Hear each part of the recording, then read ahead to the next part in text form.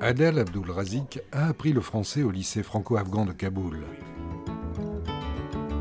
De 2001 à 2014, il a été interprète pour l'armée française en Afghanistan. En tant qu'interprète auprès de l'armée française, quel était votre rôle? Je jouais un rôle important. J'étais un point de contact entre l'armée française et l'armée afghane et la population afghane. C'était toujours moi qui étais à la tête de l'équipe de la patrouille de l'armée française en Afghanistan pour fouiller les maisons et pour faire le checkpoint et pour se renseigner concernant les insurgés et les talibans. Comment étiez-vous perçu par la population? Certaines populations qui étaient partisans, qui étaient sympathisants du taliban, en fait, nous étions considérés comme très infidèles et espions. Depuis que nous avons travaillé avec l'armée française, nous avons perdu 6 de nos collègues qui avaient collaboré avec l'armée française. Ils ont été enlevés et puis ils ont été décapités par les talibans.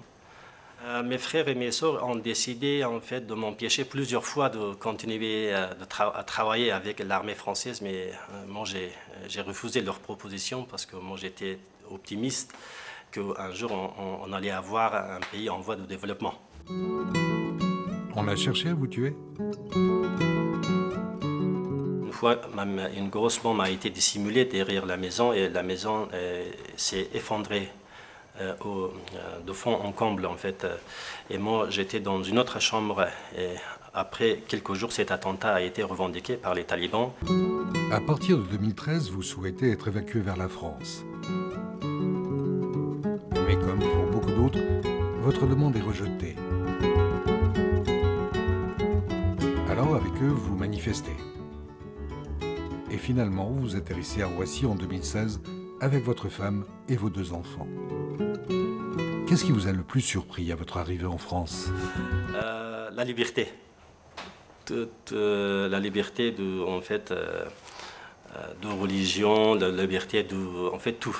L'égalité et tout. Quand j'ai vu qu'il y a tout le monde qui a le droit de travailler, qui a le droit de parler aux médias et tout ça. Mais quand j'étais en Afghanistan, je n'avais pas le droit en fait de parler librement et d'accuser par exemple le gouvernement ou le parlement afghan. Mais aujourd'hui, j'ai la fierté que je suis en France, j'ai le droit en fait de la liberté de parler librement devant le média. Qu'en est-il aujourd'hui de vos anciens collègues restés sur place?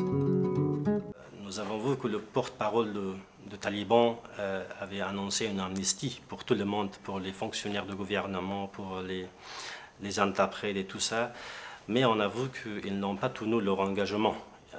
Une semaine après cet annoncement d'amnistie, ils ont tué un de notre collègues qui s'appelait Abdel Bassir. Il a été enlevé et puis il a été décapité par les talibans. Et 2 semaines après cet annoncement, un interprète américain aussi a été tué par les talibans, du fait de la nature de son travail avec des forces d'OTAN. Aujourd'hui, vous estimez que 150 personnes ayant travaillé pour l'armée française sont toujours bloquées en Afghanistan. Malheureusement, ce sont des personnes que leurs dossiers ont été rejetés plusieurs fois par le tribunal, par l'administration française, en disant qu'ils ne pouvaient pas remplir les critères. Pour les talibans et leurs sympathisants, il n'y a pas de critères de tout. Quiconque a travaillé pour l'armée d'OTAN, pour l'armée française, ils sont tous considérés comme infidèles et espions. Vous êtes toujours en contact avec vos anciens collègues en Afghanistan? Bien sûr, je suis toujours en contact avec mes collègues. 24 heures sur 24, ils m'envoient des messages. Et actuellement, ils sont enfermés, ils se cachent. Ils peuvent nullement fuir ni par voie aérienne, ni par voie terrestre, parce qu'il y a des frontières qui sont actuellement fermées. Et actuellement, ils se cachent à Kaboul.